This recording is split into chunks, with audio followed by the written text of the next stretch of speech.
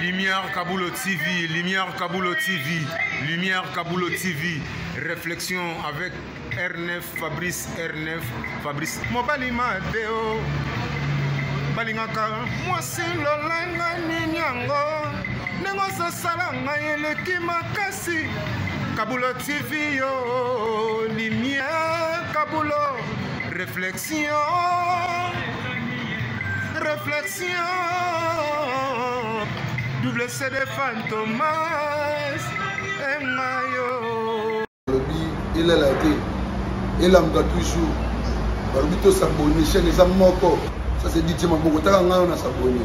Bon billet. Donc mon yango, na YouTube to zawana. Moko gaga. Réflexion, trop bandela. Réflexion. Réflexion. Lumière Kambolo. Yangwana. Balai qui est ça la biso bien. Tous en simana pour et ça la G. Bongo. Toujours. Réflexion, Lumière Kambolo TV. Chaîne Zamoko, vous s'abonnez, vous avez cité Lumière Kambolo TV. Allô, bana réflexion, mbote belé vraiment, ils ont de bino frelinda ambassadeur. Pona mutuna kitoko mfumunsaku ndeko na biso atuni, eza important. Te bana ko pesa ba ide na biso. Ngai pona ide na ngai, nangana baloso merci a mingi mfumunsaku et puis mutuna na otuni yango, otuni ya pambate. Otuni ya pambate, elingi kolobaki ozana eyano, ozali na réponse na yango, oyo biso nyonso tokoyekola quelque chose. Eloba nango ndeko na biso frère Lumière Kambolo, lobaka mingi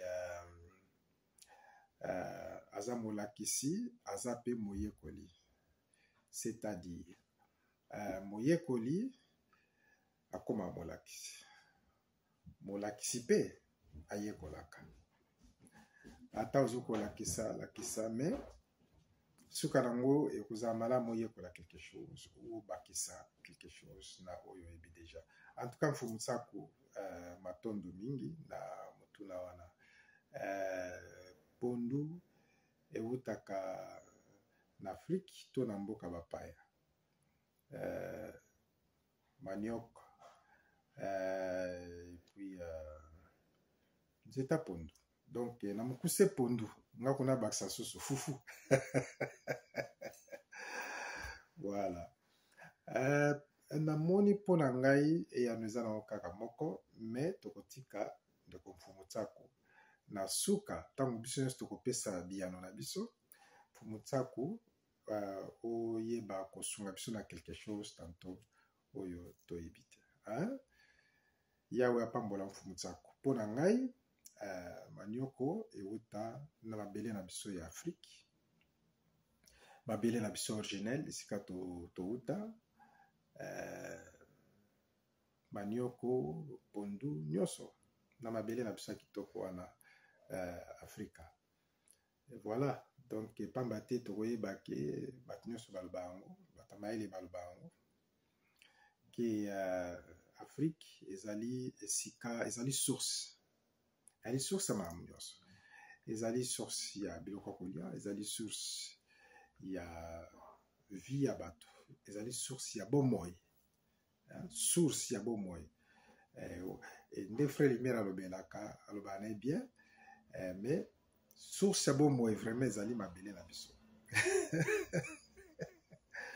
Voilà, mabele na biso ya Afrika ezali source ya bomoi. Voilà, donc pourquoi source ya bomoi? C'est pourquoi nyonso euta akuna. Okuni et obotama. Merci. Yawa pambola bio. Merci. Bana réflexion. Merci. Fumutsako. Merci.